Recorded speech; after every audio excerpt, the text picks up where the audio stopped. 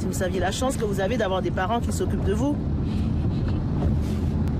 Trop de chance. Moi, cette gamine, eh ben, les parents la laissent tout faire, c'est qu'ils s'en occupent pas. Alors, dans quelques années, on va en reparler quand vous la verrez un peu, je ne sais pas ce que je veux faire. Et vous serez déjà très défini de ce que vous voulez faire. Peut-être pas. J'ai tellement envie d'arrêter l'année prochaine. Ça dit quoi, Carla? J'ai envie d'arrêter le patin l'année prochaine. Comment ça, tu vas arrêter le patin? Ah, mais j'en ai trop marre. Se lever le matin. Le midi, tu patines encore, tu dois manger dans la voiture. Le soir, tu dois retourner, t'as plein de devoirs, t'es fatiguée. Non mais Carla, tu dis ça tous les ans, t'arrêtes jamais. Mais Ouais, non, mais... Mais non, tu l'as fait depuis combien d'années tu patines? 10 ans, mais 10 ans de perdu. Ouais. Ça déjà fait 10 ans. Bah... Bonsoir Pascal. Bonsoir Xavier. Alors Cannes, tout le monde le sait, c'est terminé depuis le week-end dernier, mais pour les cinéphiles, le festival continue. Oui, alors vous pouvez revoir la quinzaine des réalisateurs, par exemple, au Forum des Halles jusqu'au 11 juin, la semaine de la critique à la Cinémathèque du 7 au 14 juin, ou bien en septembre, cette sélection un peu indépendante de l'Acide au Luxor, ou alors encore la plateforme internet Festivalscope qui permet de revoir un grand nombre de films. Et en plus, Kiss and Cry sera aussi au festival de La Rochelle. Il va sortir en France le 27 septembre. Kiss and Cry, qu'est-ce que ça raconte? Alors c'est l'histoire de Sarah, qui est une patineuse artistique de haut niveau, et elle nous plonge dans cet univers assez particulier quand même de la compétition, avec des entraînements extrêmement durs, un entraîneur extrêmement sévère, des parents qui font beaucoup de sacrifices pour que leurs enfants puissent suivre la scolarité et les entraînements, cette rivalité entre les jeunes patineuses. Et puis c'est aussi un film sur l'adolescence, avec ces filles qui sont partagées entre leurs rêves, leurs angoisses, leurs désirs. Bref, c'est un très joli premier film signé Lila Pinel, exactement, et Chloé Mailleux. Et nous les avons rencontrées à Paris.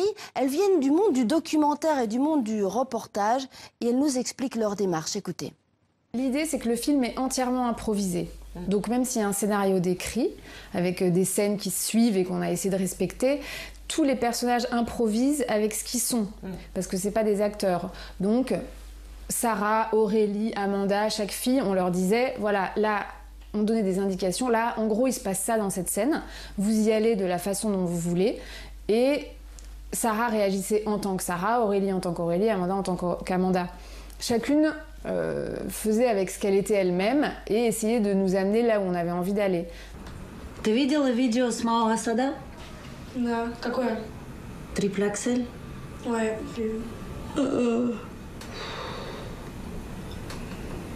Слушай, ты точно так же можешь делать? Да, наверное. Не наверное, а точно так же можешь. Работать надо только. Давай, пойдем. Пробежка, 30 минут. Сейчас. Tout ce qui est le patin, c'est assez documentaire et on a eu un travail journalistique. Mais pour ce qui est l'adolescence, nous on a mêlé aussi, enfin on a beaucoup discuté avec Lila et c'est comme ça qu'on écrit. On a mêlé on s'est souvenu des émotions qu'on avait, des contradictions qu'on vivait, des moments de tension vive et voilà, des choses qui explosent en soi et qu'on a du mal à gérer, quoi. Voilà, on va continuer avec un thème d'actualité, c'est le moins qu'on puisse dire, la protection de notre planète et ce geste culturel et politique en même temps. Pascal, ça s'est passé à Sciences Po à Paris? Oui, exactement. Alors le photographe brésilien Sébastien Salgado a offert 2 photographies sur l'Amazonie et notre équipe était sur place. Je vous propose de regarder le reportage, il explique la démarche. Ces photos, pour moi, elles sont très, très significatives de l'Amazonie. C'est une photo de l'Amazonie intacte, comme c'est la grande majorité encore de l'Amazonie, où vivent l'énorme quantité de communautés indigènes, qui sont les vrais gardiens de cette forêt. Une autre photo où on exploite une partie des territoires de l'Amazonie.